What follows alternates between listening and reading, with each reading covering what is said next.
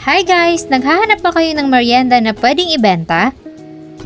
O craving ba sa ganito kasarap na midnight snack? Well, for today's video, gagawa tayo ng nakakatakam na lumpiang toge. Narito ang mga steps kung paano ito niluluto. Sa kawaling may mainit na mantika, magigisa lang tayo ng minced onion. Next ay ang minced garlic.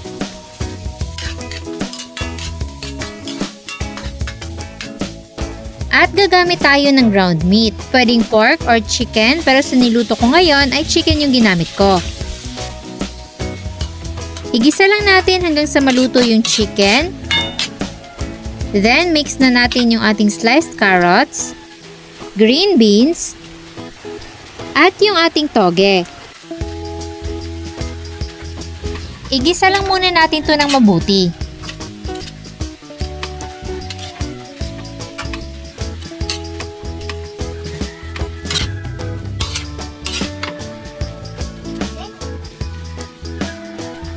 After magisa, magtitimpla tayo ng asin, generous amount ng ground black pepper, at MSG. Pwede rin kayong gumamit ng ibang seasoning na preferred nyong gamitin.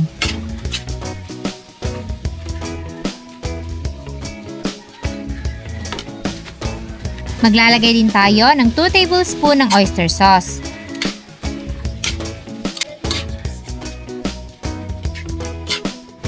Okay na tong ating mga gulay, set aside lang muna natin to. Then prepare natin yung ating lumpia wrapper. Dahil small sizes lang yung available dito sa amin, dalawa yung gagamitin ko para hindi tayo mahirapan sa pagbalot. At meron ako ditong harina na tinunaw sa tubig para pang seal sa ating wrapper. Maglalagay lang tayo dyan ng konting gulay and then i-wrap na natin yung ating lumpia.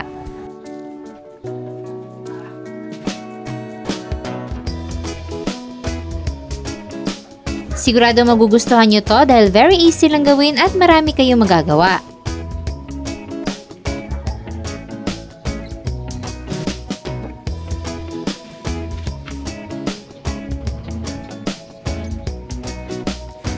Ready na tong prituhin sa mainit na mantika, i-deep fry lang natin yung ating mga lumpia.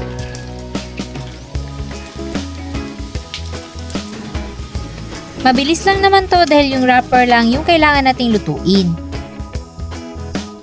Then, i-drain sa paper towels ng nakatayo para matanggal yung excess oil.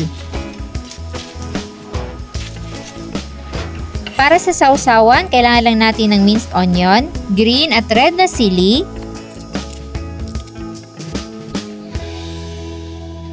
white vinegar, at konting brown sugar.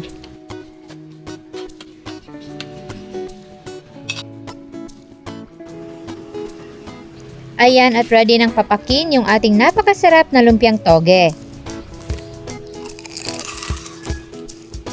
Samahan mo pa ng napakasarap ding sausawan, talagang babalik-balikan mo yung pagluluto nito.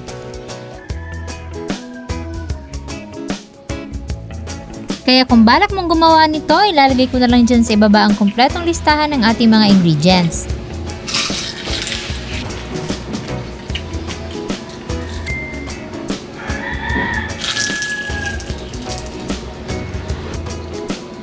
Sana ay nagustuhan nyo ang ating lumpia recipe for today. Enjoy!